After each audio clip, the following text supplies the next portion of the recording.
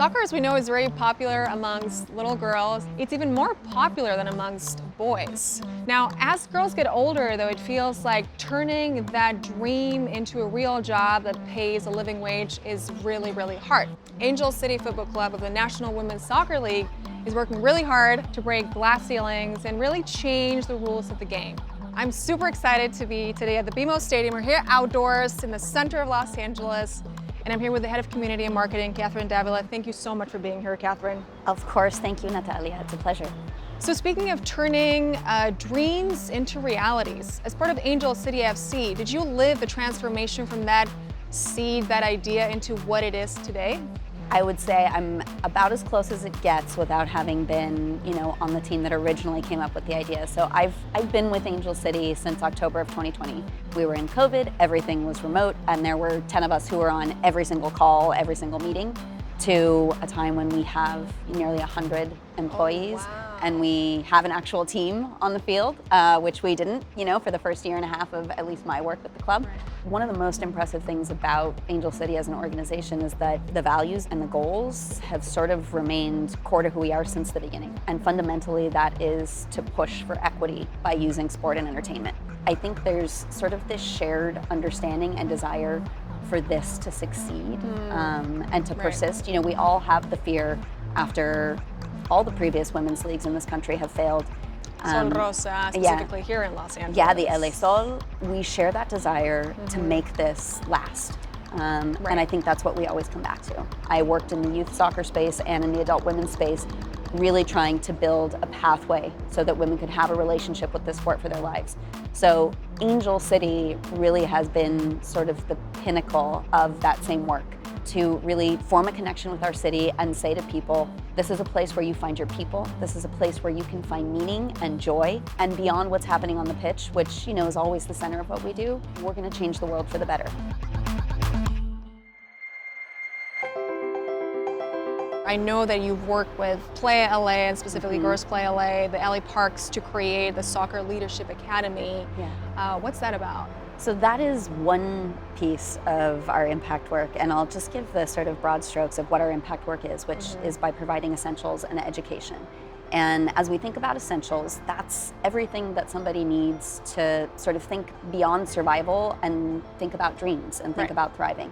So the way that shows up is really everything from food security work that we do with DoorDash to ensuring with Chevy that 100 people every match have tickets and transportation to our games for free.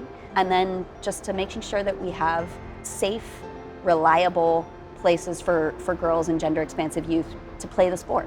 The biggest thing when it comes to the impact that we want to have is, I think it's very easy to get spread thin. And what we are really looking to do and have worked hard over the past year and a half to do is to hone in on what really are we best at, where do we have the most credibility and authority, and how can we then make the most real and lasting impact in our city.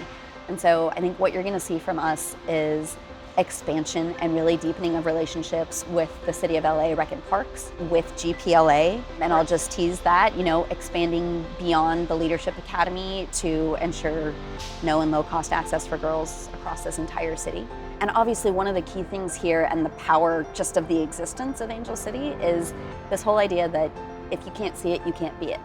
And so that is one of the reasons it's so important to bring these youth players here, to see the players on the field, to see a president who is a woman, to see, I think it's 70% of our staff is women. We're working on balance, but to see those things is really impactful. We had a group here, and amongst this group of young women, there were a number of Black girls, and they showed up, saw that we had Black players on the field, and it was like all the dots aligned, like it clicked, right? Finally clicked. And it's so simple, but it's so powerful. Right. No, and I love that you have a specific department at the street team, right? Street team What's is its a purpose? huge part of that. So street team, crazily enough, was formed during the pandemic. We said, we have to go out and actually meet people. People need to know we exist, because at that point I was getting on the phone and people thought I was coming from the brewery, the Angel City Brewery. Oh, yes. They didn't know there was a women's team here. They didn't know there was a women's league in this country. Wow. And so it was just like, we have to actually like Educate be people grassroots. face to face. Exactly. We're doing upwards of 120 events a year, so Wow. it's a lot. It's a lot of days a year, and Right. that's so important to really sort of introduce ourselves in a human way. Right. And obviously, we can't not talk about the LGBTQ plus community. It's very important on and off the field. What are the things that you're doing to make sure that that community feels represented as well? It's been a fascinating thing because, of course, It's not very popular in sports. And that's the other thing that, I'm the in-stadium host here at Angel City. This is the third season, and I've never been around so many people who feel so comfortable to fully be themselves. It's such an inclusive atmosphere. How do you make that happen? that makes me so happy, and I will say we as a club do not take full credit for that. We are here for it. I get emotional about this because it was sort of, the dream from the start. The first conversation I had with Julie Ehrman, she said, "What do you want the stadium to feel like?" And I said, "It should feel like pride every night." It's not just because we want our LGBTQ plus fans and community members to feel at home. It's because there is a sense of joy and expression of who we are, who we are at our core and Right. who we are as real people and being able to be authentic. It's not about rainbow washing. It's not about selling a t-shirt. It's about really genuinely It's a real fostering commitment safety. with the community. Yeah. No, I love that. O sea, me encanta, Catherine. Bueno, estoy hoy aquí con Catherine Dávila, que es la gerente de comunidad y marketing de Angel City Football Club aquí en Los Ángeles. Estamos en el precioso, impresionante BMO Stadium. Gracias por estar aquí con nosotros, Catherine. Gracias, Natalia, un placer. Cuéntame un poquito acerca nos encanta hablar de cómo convertir los sueños en realidades. ¿Cómo fue el proceso de esta semilla de una idea de crear un equipo de fútbol femenino profesional en Los Ángeles a lo que conocemos hoy como Angel City FC?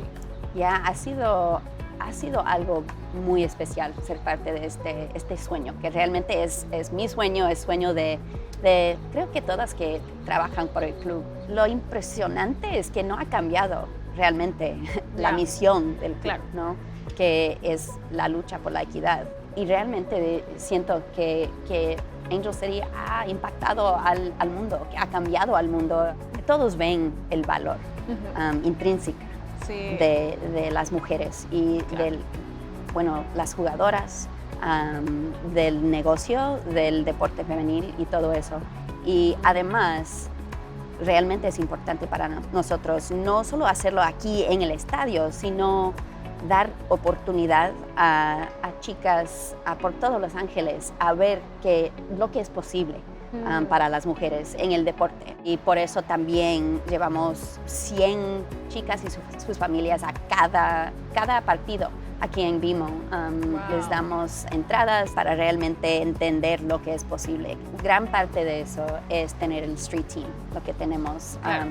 Y el Street Team se trata de irnos por todas partes de Los Ángeles a simplemente decir, hola, somos Angel City, ¿quiénes son? ¿Qué es lo que quieren? Como tocando las Yeah, puertas. exacto. Es realmente hacer el trabajo, hacer cosas durante todo el año que representan y apoyan a esa comunidad. Bueno, ya estamos viendo que están ya la gente, los trabajadores a tope, ya listos para el partido que hay hoy aquí en el estadio. Y bueno, yo quería saber, Catherine, ¿cómo se puede la gente mantener informada acerca de todos los programas, eventos que tiene Angel City con la ciudad? How can people get involved and stay updated and pretty much connect with the club when it comes to all the programs and events happening in Los Angeles? We love connecting. We love saying hello and embracing our community. Easiest ways, follow us on social media. It's at We Are Angel City on Instagram or Twitter or TikTok. Oh, on X, it's not Twitter anymore. Or TikTok or on LinkedIn, Angel City FC. And then our website, under the community tab, you can always check for events that are coming up. We have volunteer events pretty much every weekend that we love to have people be a part of, and you never know, a player might also show up. Interesting tidbit.